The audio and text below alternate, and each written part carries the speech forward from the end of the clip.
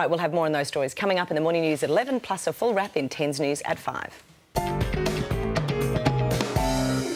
Nearly half the Australian population now has something called a social networking profile. For me, that's at the back of the room, leaning against the wall with a quiet beer in the hand. For millions, however, their profile requires them to spend days on end glued to computer screens, racking up friends they never meet and conversing with virtual strangers. How is that fun? Well, since 2006, MySpace, Facebook and a handful of other online communities have embedded themselves in our lives, changing the way we communicate and socialise. Social networking strategist Laurel Papworth and 20-year-old MySpace enthusiast Kerry join us to talk about the phenomenon. Good morning, ladies. Good morning. Good morning. Good morning. What is... See, you've got to treat me like an idiot here. What is a social networking site? Okay, a social networking site is where people can come together, meet each other, share information, catch up, updates, and basically cut down on the amount of time they have to spend physically contacting each other. Is it kind of like a modern-day chat room, only you're chatting only with people that you know generally? Is that a good way to explain it? Not only with the people that you know. The word social is perhaps a little bit of a misnomer. It doesn't mean a party. It means society. So it's anybody within your group or your community. It could be the leaders, it can be personal friends, colleagues, people from work, your mum and dad, kids. But, Kerry, now you have a site, Yes. your own site. Just tell me, if I wanted to access your site, how would I do that? Well, you'd go onto the website and you'd type in my domain. So what website do I go onto? You go onto myspace.com. Yeah. And then you can either search by email or you can actually search with my domain, which is miss_tees. Miss Tees. Yes. Okay. And we have your homepage there. And web page apparently there. at last sort of count, you've got 102,381 friends. Yes, that's correct. What does that mean? What? Yeah. And how do you get them all? How do you do that? I'm very well known. I started off with joined the site to make some friends. A couple of my friends were talking about MySpace and I wanted to see what it was. And so I joined the site. And for the first few months, it was just sort of laid back. I didn't really talk to many people.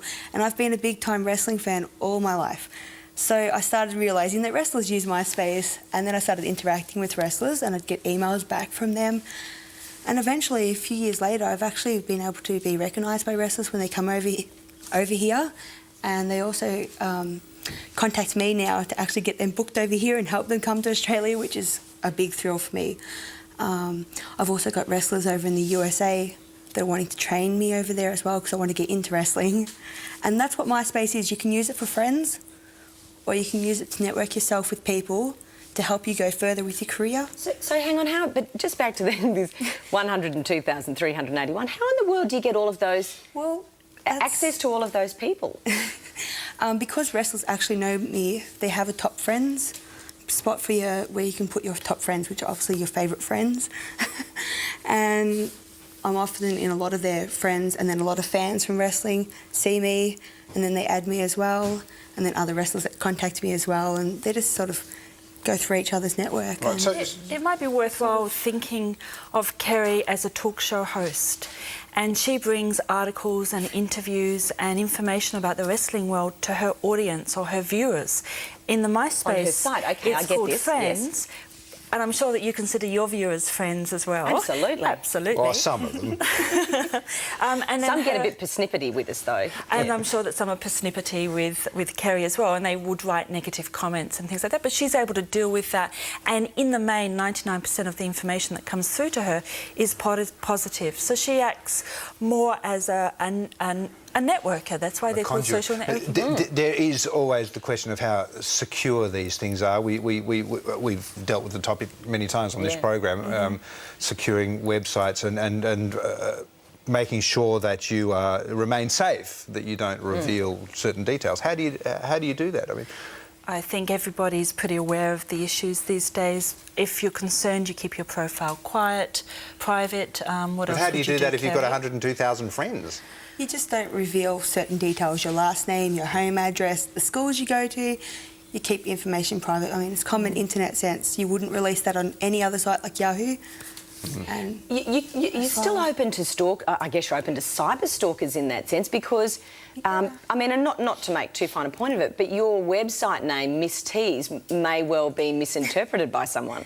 True, I guess that's right, but I've never had any problems. And I've been on there for over 2 years now. And you've become a celebrity in your own I get right. recognised at wrestling shows as well. I get recognised by the wrestlers and by fans, and I've had a lot of people come up to me and say, oh, I was a bit too scared to come up to you because I didn't think how you'd react to having an internet person come up to you and say, I know you from MySpace, but I'm quite okay with it. It's become quite a phenomenon, hasn't it? What do we know about people, the typical people that use this service? There's as many different ways of using social networks as there are people. So there are some people who keep their profiles very quiet, very private, just for family and friends.